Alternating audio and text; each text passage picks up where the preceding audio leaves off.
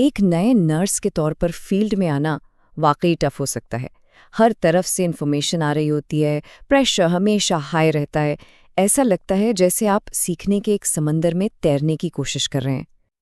और जैसे यही सब काम था, ऊपर से रोज कोई ना कोई नई टेक्नोलॉजी आ जाती है जो एक और बोझ लग सकती है।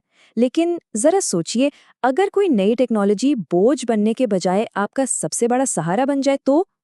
आज हम ऐसी ही एक टेक्नोलॉजी के बारे में बात करने वाले हैं, आर्टिफिशियल इंटेलिजेंस यानी एआई। इस पूरी बात का मरकजी ख्याल बस ये एक लाइन है। एआई को एंजाइटी या परेशानी की वजह ना समझें, बल्कि इसको अपनी ताकत, अपनी एजेंसी का जरिया समझें। ये आपको कंट्रोल देने के लिए है, आप पर हावी होने के लिए नहीं। तो चलिए इस मुश्किल से लगने वाले लफ्ज़ को आसान बनाते हैं। आखिर ये एआई है क्या चीज़? इसके गिर्द जितनी भी हाइप और कन्फ्यूजन है, उसको थोड़ी देर के लिए साइड पे रखते हैं। बिल्कुल आसान लफ्ज़ों में, एआई एक ऐसा सिस्टम है जो बस इंसानों जैसा कोई काम करने की कोशिश करता है।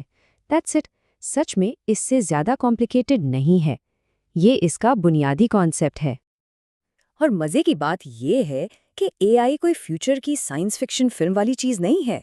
हम सब इसको पहले से ही अपनी रोज़मर्रा की ज़िंदगी में इस्तेमाल कर रहे हैं। ईमेल में जो स्पैम फिल्टर्स हैं, गूगल मैप्स की नेविगेशन, यहाँ तक कि स्मार्टफोन का फेस आईडी और रूम्बा वैक्यूम, ये सब एआई ही तो है। तो अब से एआई को एक नए एंगल से देखें। ये आपका नया डिजिटल असिस्टेंट है। ये किसी की जगह लेने नहीं आया, बल्कि नर्सेज के लिए काम करने, उनको सपोर्ट करने आया है। जरा सोचिए, एक ह्यूमन असिस्टेंट क्या करता है? आपका शेड्यूल ऑर्गेनाइज करता है, ईमेल्स और रिपोर्ट्स लिखता है, इन्फॉर्मेशन रिसर्च करता है। अब दूसरी तरफ देखें, एक एआई असिस्टेंट भी बिल्कुल यही सारे काम कर सकता है। ये काम को आसान बनाने का एक ज़बरदस्त टूल है। चलिए, अब इसके पहले और सबसे अहम फायदे पर फोकस करते हैं।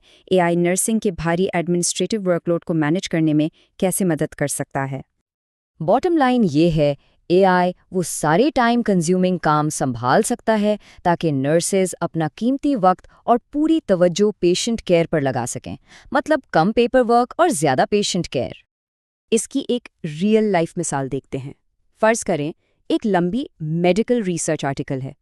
उसको कॉपी करें, किसी भी एआई टूल में पेस्ट करें और बस ये सिंपल सा कमांड दें, इसके मेन पॉइंट्स को एक नर्स के लिए 5 बुलेट पॉइंट्स में समराइज कर दो।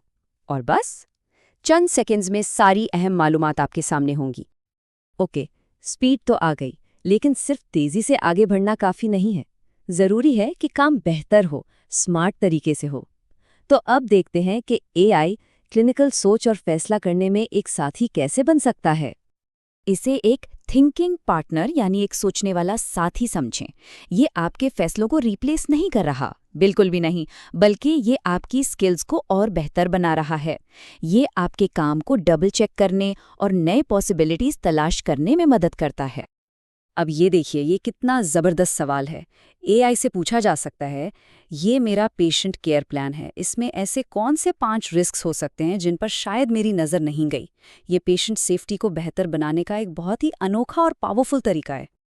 तो अब सवाल ये है कि शुरुआत कैसे की जाए।